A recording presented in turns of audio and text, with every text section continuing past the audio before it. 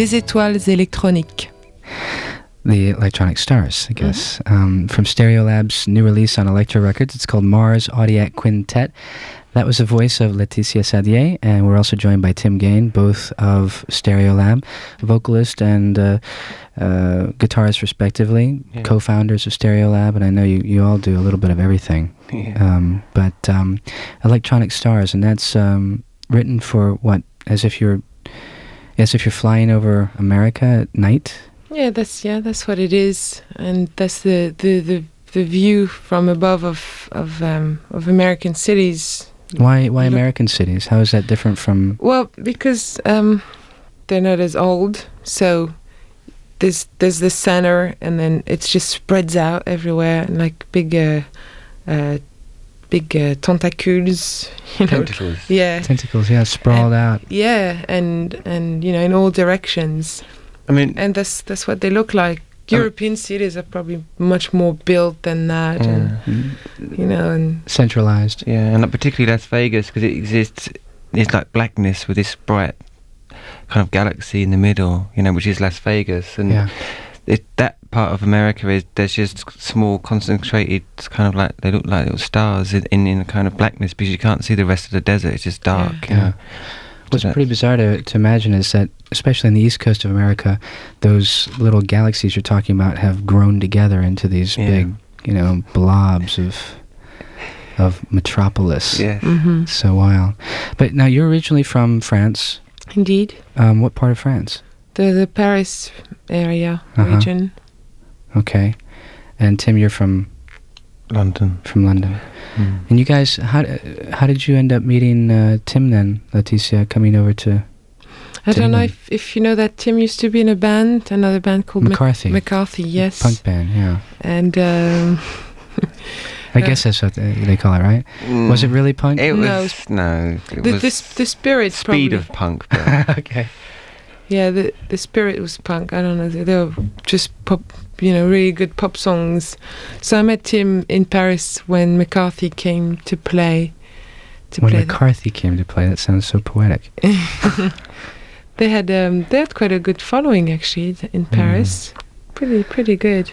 That's part of it. And was the attraction I guess was much more the musical, wasn't it?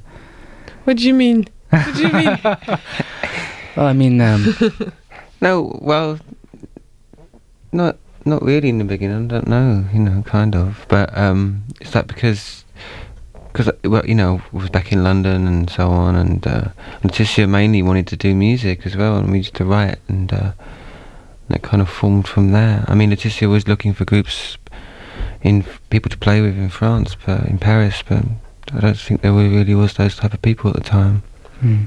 Well, maybe there was. I just didn't find them.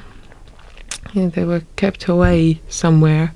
Now, by this time, though, Tim, you had already had a cassette label of your own when you were a teenager, and you had been already diving into the music of Esquivel and Martin Denny and that sort of thing. Martin Denny, yes. Esquivel a bit later.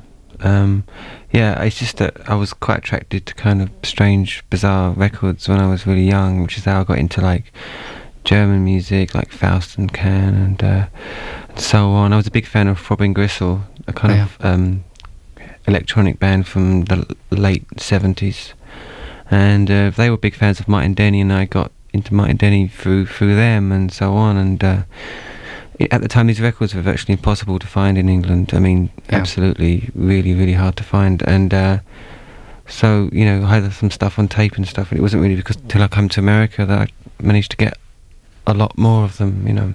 I did have some already, but they're very, very difficult to find in England. So I guess it was, I heard a story about how you were, Letitia, teaching French lessons in London, and with the money you had made from those French lessons, you bought a plastic farfisa you found in a thrift shop. Yeah, that's exactly the right story. Now I guess it's because of his love of this music, perhaps, and maybe your love of that music too, that made you say, "Hey, let's pick this up. Let's check it out." Yeah, I don't know. Yeah, of course. I mean, you're led to do things according to what you like. And wasn't premeditated. It was just there. It was very cheap. Yeah. And I had this money, and it was, let's buy it. It's there. Let's check first if it's got an output, which it did. It had a headphone output, which is, just a normal output, really. Yeah. And, so you can plug it in through an amp. And that was it. I mean, it could have sounded shit, but it sounded brilliant. Yeah. So... And it's become a real anchor to the sound of Stereolab. Sure, yeah. I mean, that really was like the final piece in the jigsaw about getting the sound together. Because there was quite a gap between the finishing of the band before McCarthy and the music that we do now. I really wanted to try and think about what we wanted to do and be sure of ourselves and have a kind of direction. And that really was the final thing that we were looking for. We didn't really know it at the time, but as soon as we heard it, it did really all fall into place, and everything kind of occurred pretty much quickly after that, So.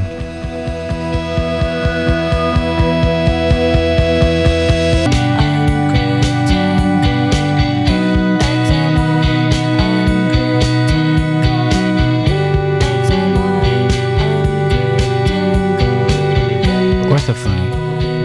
Orthophony. Like, how do you say when you have problems with your feet? You have orthopedic. Yeah, orthophony. So, orthophony. Okay. Yeah.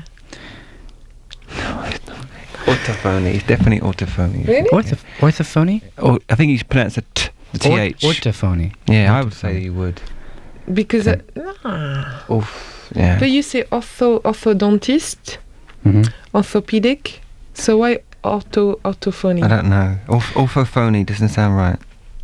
Orthophony. Just because you never heard it before. No, but I'm sure it's not right. Well, the song's called New Orthophony or Orthophony. Either way, it's Stereolab. It comes from Mars Audiac Quintet, which is the new release on Elektra Records. I'm Chris Douridas, joined in the studio by Letitia Sadier and Tim Gain, two founders of Stereolab. And the droning chords really are provided by you, Tim. I mean, that's... I guess your contribution is more of the ambient backdrop of the songs. Is that fair? Well, sometimes. I mean, I play the guitar mainly, and sometimes obviously the whole sound is kind of, we know what the sound we want, but like most of the actual organ parts are played by Catherine now, since she joined the band, and but that particular track, that was just a series of Fafis and a Moog randomly dropped in to a song to build up kind of, I don't know, a strange effect, I suppose. And the lyricism in the band is really your department, though, Letitia. Yeah. So maybe you can explain to us what this orthophony, what it means, where you came up with that title. And that was a bit pretentious of me. Like listen to Stereolabs and get your ears straight, basically. I see. And it's kind of new. I know it was a bit pretentious, but I thought, not many people are going to pick up on that anyway, so let's go for it. And if they do, then it's good, and they laugh at the little joke. I would imagine it'd be one of the more fun things to do with this band is to come up with the titles for some of these songs. Yeah, I mean, I think the power of some of the words is really what we're attracted to. Some words have a certain connotation, or they seem to have resonances, and that's kind of quite good when you're dealing with the type of music we play. A lot of it is about, kind of, I don't know. Well, you seem to sort of slap lyrics that surprise into these textures and soundscapes that people don't necessarily know is there unless they listen closely, and it seems like you want to open people's eyes a bit. Yeah, I want to open my eyes first of all. Yeah. And kick my own bottom, and and by doing that, maybe I might kick someone else's bottom as well. So, yeah, that's what I try to do. I mean, how is that? Sorry, I'm convinced that that we have a real power on this planet, and we're being governed by pretty bad forces, and but we ultimately have the real power, and the governments have an imaginary power. So I'm just trying to question things and stir them around a bit, and it's true that what I say might not have been heard, in songs that get played on the radio all over. Well, maybe in some rap stuff, I guess that's quite stirring, but I just want to question history, question today, etc., etc. How is that questioning coming up in International Coloring Contest? Well, that one is a song about Lucia Pamela, and I don't know if you would have heard of her. She was this virtuoso musician in the 50s, and she was just a real character, a person who really embraced life and was very creative and very happy person, and she'd sing songs like "Dear Me, You Are the Sweetest Thing," and she would love herself and she would love everyone around her, and she's just a good example of a person to be. She claims that she recorded her LPs on the moon. And she actually gives details about the moon, such as Armstrong wasn't the first person on there. The Chinese and the French had been there before. And, details like that make you think, maybe she did really record on the moon. So it's about sort of self-empowerment. Or appreciating her self-empowerment. Yeah. I'm so full of ideas, and here's a good one.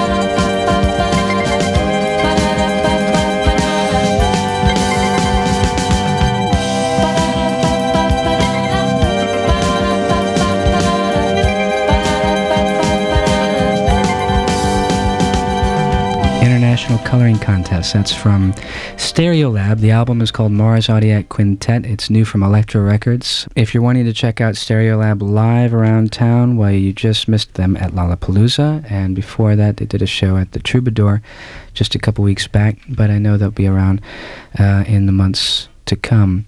We're joined by Letitia Sadier and Tim Gain of Stereolab, and I'm curious to see where this band goes, where you guys are headed and what you see. San Francisco. You know what I mean. You mentioned off the air, Tim, before we started that people were, you even mentioned it on the air, I think, that people were sort of saying, come on, give us something new, which surprises me because I feel like you are giving them something new. You're building on what is the sound of Stereolab. But do you feel like there's something that's just ahead for the band that you can let us in on? I don't know. We're recording a 17.5-minute song, which we nearly finished, but we didn't. 70 and a half? 17.5. Oh, 17 and a half. Yeah, which is going to... A moment of panic there. It was as long as the tape goes for. Yeah. And that's just like a loop of a status quo riff kind of thing. So that would be quite different. But, with us, because when you're dealing with kind of music that's based on repetition and so on, people often use the corny old thing of sounds the same, but you're using certain musical ideas and things, and part of the power of that is repetition and so on. So I think if people really listen, not just on the surface, and I think they'll find different textures underneath, You mentioned something that I had read before that said that you were attracted to the music of Martin Denny and Esquivel and the the instrumental pop music of the 50s and 60s because it had sort of a futuristic promise to it, that it was this sort of optimistic exploration of what might be ahead technologically. I wonder if you still have, or if you have, in your music and your musical vision, an optimistic view for the future. Yeah, definitely me. Yeah, I mean, from the trying to generate kind of vibes from music, I think they're very positive. They're critical, but they're positive, and I think that's quite important that people get that kind of atmosphere from our music. I mean, I think your lyrics. I mean, they look forward as well. I think you can do with your music. You can recreate your positivity, which you are doing. In my lyrics, I can only talk about a potential in the human race that can be very positive. So Tim does, and I kind of foresee. Yeah. There's a song on the album that my understanding of it is that it's sort of a comment on the cyclical rise and fall of an economy that comes with a capitalist society. Mm-hmm. Ping pong. Yeah. That's I wrote this song because a friend of mine really upset me when he said that capitalism was all right because the recovery was kind of inbuilt with within the cycle. But what brings on that recovery? So, the war. Usually it's the war. And basically innocents having to pay with their lives, Do you see a way around that? Well, yes. Yeah. But I mean, it would imply... It would probably imply blood too, because the people who are in power don't want to give up their power. To me, I'm not interested in slogans. I'm not interested in changing anyone's ideas about anything, really. I'm just...